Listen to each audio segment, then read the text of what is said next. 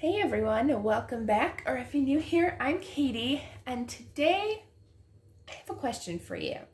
Have you ever looked at those Bibles that have those beautiful sprayed edges on the paper, or you've seen foiled edges and you think that's just like so amazing and like you would love that, but sometimes they're pretty expensive? Or maybe you want to do it yourself, but you're kind of nervous about starting it. So I'm going to do an easy way to kind of just give that extra pizzazz to our Bible pages, these edges here.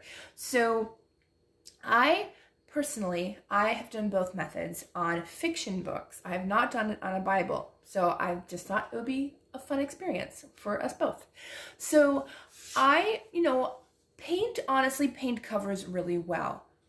But paint also, you have to take extreme care in doing that because the pages do stick together until you peel them apart. And because it's Bible pages, I want to be more careful with Bible pages. I don't want anything to rip. You know what I mean? A fiction book, I'm still sad it ripped, but it's not my Bibles. So we are going to be using today, I picked this one because there's only like one page of art done in here. So it's not going to obstruct any of the actual coloring.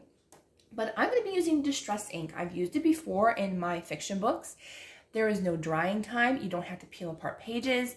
It is there, it's done, and it's permanent. And I love that. So we're going to do it with our Bible. Since I painted the cover of this one, why not paint the spine or the actual pages, right? So I have my distress inks here.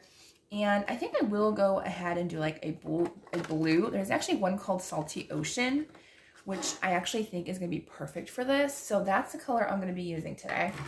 And I could use the applicator from Tim Holtz because this one definitely gets it quite darker if I need it. Otherwise, I will be using like I don't know if these are technically called makeup sponges or just like applicator sponges, but we're going to be using that. I should probably make sure it's clean first. So I'll go do that and then we'll come back. Okay, so I got my brush all clean. So I have kind of the cheater way, I mean not the cheater way, but it's the best way to do this for really any book, and that is a book press. Honestly, because it's distress ink, you could literally hold it and do it that way because as long as you have a good grip, because distress ink is not going to bleed through. It's not going to like permeate it and go all the way down. So using just your hand and a brush will work just as good. But because I'm filming and stuff, it's going to give me a better hold if I use my book press, which I just got this actually just a few weeks ago. I already love it. So I already put it together. So all I have to do is just lift it up. And hopefully this is tall enough for my Bible because it is a big Bible. And is it big enough to fit in? Not quite.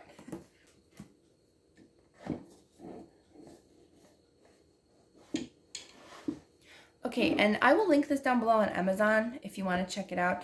But it is literally a perfect size for at least this size Bible. This is the ESV single column journaling Bible from Crossway, and it fits very, very nicely in here without there being too much space. So I'm also not going to worry about the edges because if it gets ink on it, honestly, it might help blend it better from the cover and stuff. So I'm just going to go ahead and align it up a little bit. Press this down. Get the screws on it nice and tight.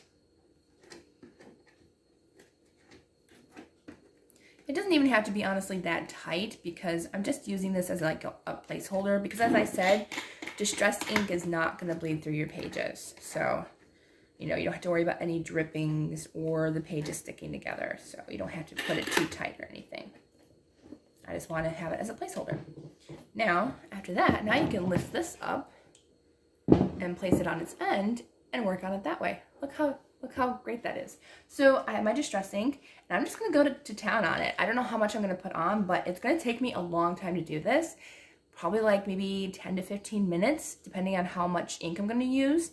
And if you want to protect the actual covers, you can just use a plain piece of cardstock and fold it around your edges. But I'm not going to worry about that because I think it's going to look okay without it.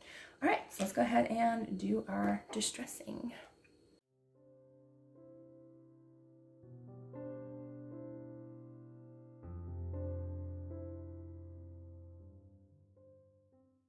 Now, because this is a book and stuff, I don't know if you can do circular motions. You kind of can, but I usually just do back and forth motions. That's what I wanted to tell you during this time of pausing the music and stuff. But I guess you kind of could, but I usually do just usually one motion, usually from up to down.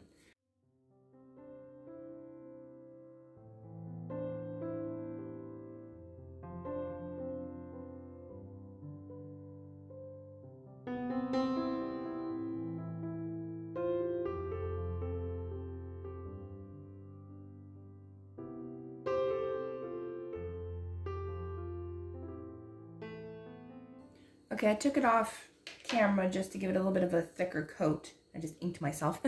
but okay, so we got the blue here, and I'm gonna go ahead and do all three sides. I don't know if I want to do it on camera because it is going to take me a little while. Well, actually, let's do a side without using the book press. That way you can see the difference.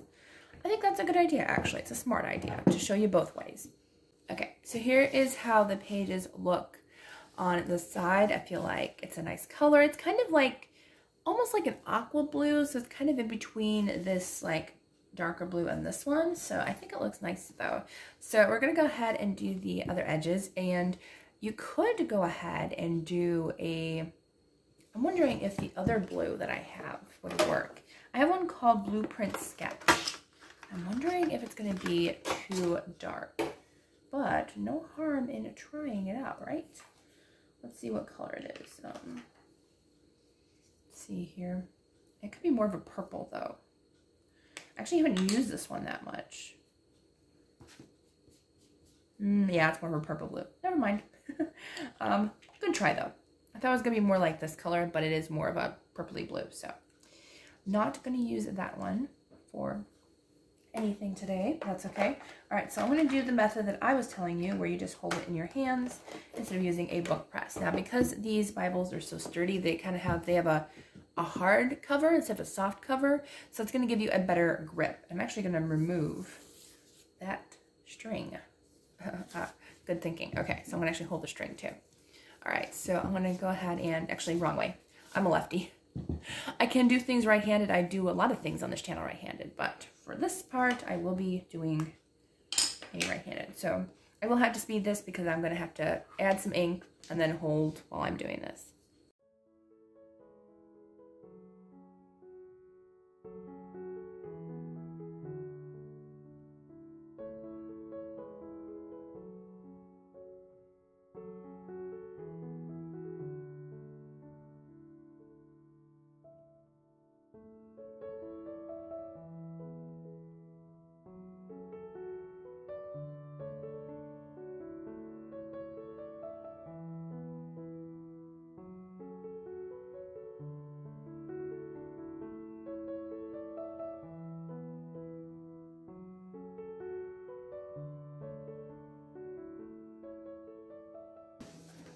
Okay, so that is doing it just with me holding it closed, and it's dry. Like, you don't have to wait for it to dry.